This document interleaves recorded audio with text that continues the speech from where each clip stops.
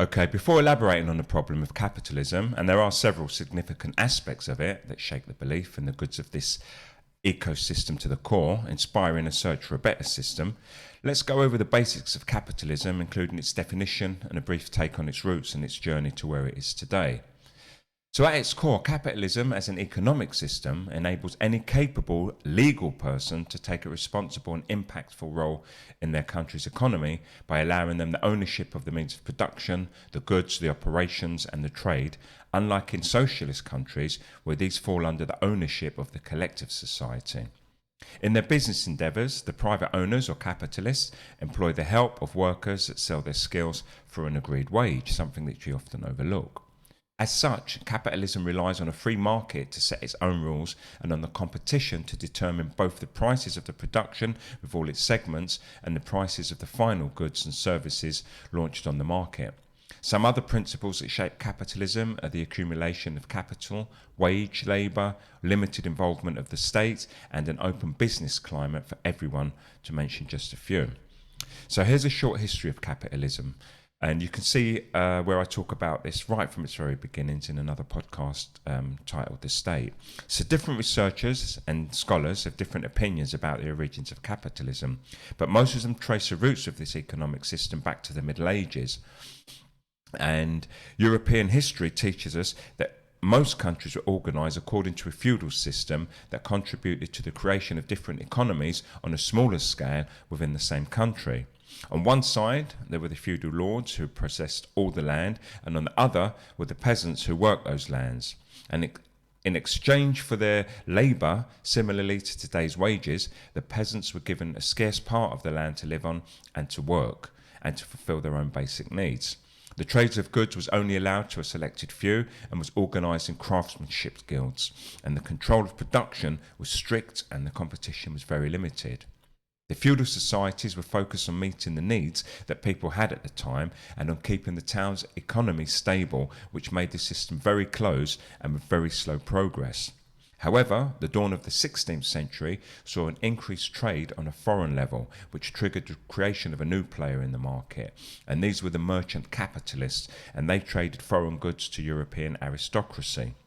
And this in turn started to affect both the production and the prices of goods and fueled the migration of people who farmed the feudal lands into the towns where they'd continue to trade their labour for a wage.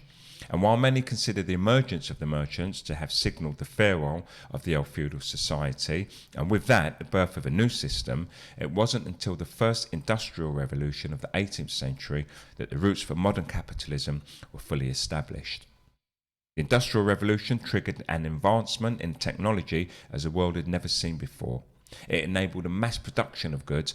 and often at reduced cost, and it opened the borders of countries for a significantly less limiting international trade. It allowed people to become private owners of their means of production, and it allowed them to acquire capital. And while the societies before capitalism leaned towards the past and were usually based upon older traditions, religions and ancestry, the modern capitalist societies offered an enticing gaze into the future with innovations, perspectives and wealth as its focus. The problem of capitalism.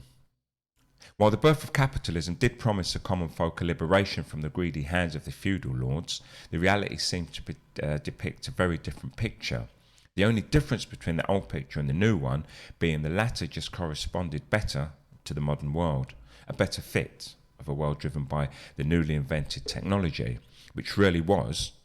a minority of wealthy capitalists fueled by a ravening hunger for money, material wealth and ultimately power, versus a majority of working class people slaving for a wage, often painfully low, while building other people's dreams. There are millions of underpaid workers that large corporations, stimulated by the desire to make more money, exploit. They force them indirectly and sometimes directly to work long hours in an inadequate environment and for disturbingly low wages, simply because of the unfortunate financial situation and immediate needs of those people. The most obvious, and weirdly enough, the least unethical example of exploitation comes from several large corporations across the USA, such as Walmart, who have been accused of paying their trade workers the bare minimum per hour, which isn't nearly enough for them to pay their bills and also afford a decent life without drowning in debt, and for many people living on the edge of poverty. And if the Walmart case hasn't warmed you to how greed is making capitalism walk a very thin line before it goes down the immoral hill, perhaps the following will. There are a multitude of accusations against Disney sweatshops in China that employ children to work excruciatingly long hours for extremely low wages. Numerous stories have also come out of Apple sweatshops in China where workers are paid a little over $1 US dollars, and where the crippling working conditions are believed to be the reasons for driving increased suicide rates in these facilities. There's also Nike sweatshops across the world at which protests have been held since the 1970s. And not only do these insatiable capitalists exploit working class people, numerous critics suggest that their exploitation reflects even more badly on these people's children, as it often condemns at least the next generation to poverty. Underpaid workers can't afford to pay for a higher education for their children, and in too many cases, children often have no education at all, and frustrated by the constant lack of the simple things that meet their basic needs, while witnessing individuals who make more money in a month than most people do in a year, which they end up spending on ridiculously expensive items that they don't even need. Many of these children from poor working class families end up on the wrong side of the law in their desire to obtain them, which is an effect of capitalism. One example of a staggeringly unequal distribution of wealth is a report by the Washington Times from 2014, which shines a light on the 1% of people in America who own around 40% of the wealth of the entire country. This information was later changed to 1% of Americans who make more money than 90% of what the rest of the country make, making the gap between rich and poor increase by over 1%. And to make things worse, and almost exclusively for the working class, who make up the majority of people in capitalist societies, capitalism fuels a consumerist culture where people are constantly being persuaded into buying things that they don't really need,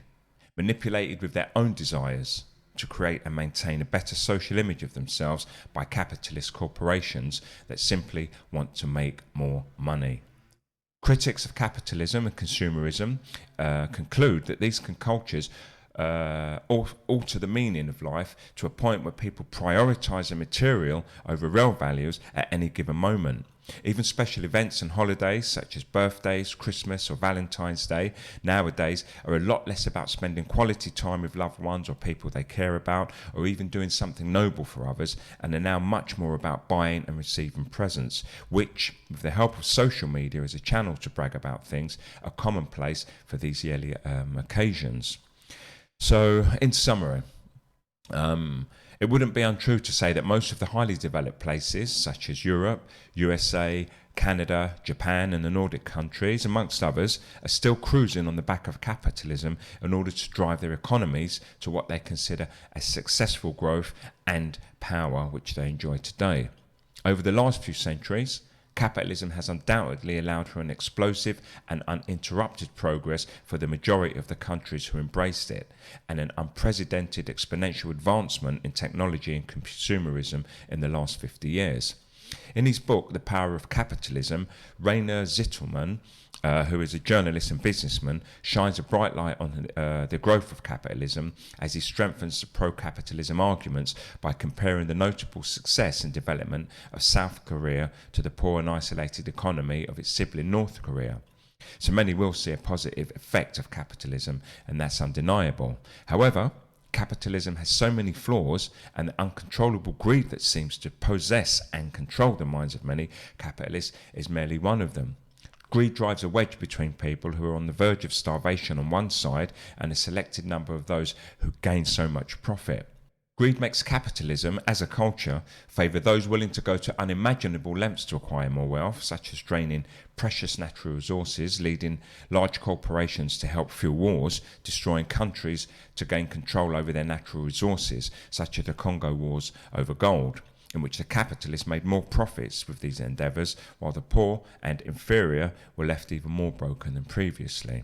Furthermore, capitalist ventures prioritise wealth over positive contribution towards society, and as such it inspires people to worship those who are rich and successful while overlooking the negative impact that they or their companies have on society, and often almost completely neglecting those dedicated to making the world a better place through other means.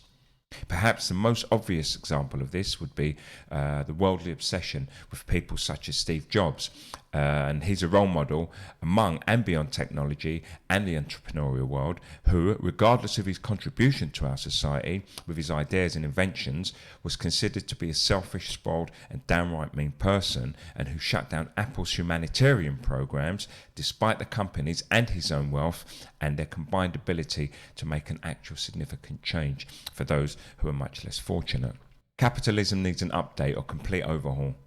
It really is failing most people, and it's rotting on the inside. Somebody to look out for is Andrew Yang, an entrepreneur, lawyer and 2020 US presidential candidate from the Democratic Party and a founder of the non-profit organisation named Venture for America. And I focus on America here because we all have our gaze on them and often follow their lead for good or bad. Can't think of any good right now, but his mission is to help create jobs for poorer cities across the USA, and he reminds us that money isn't the most important thing in the world, and that capitalism can be improved by simply making it focused on people as an enabler, giving as many people as possible a chance for a decent life. There are countless other people with great ideas who are working hard at this, and you can too. Capitalism's spent. Be careful what you wish for. I'm the OBG.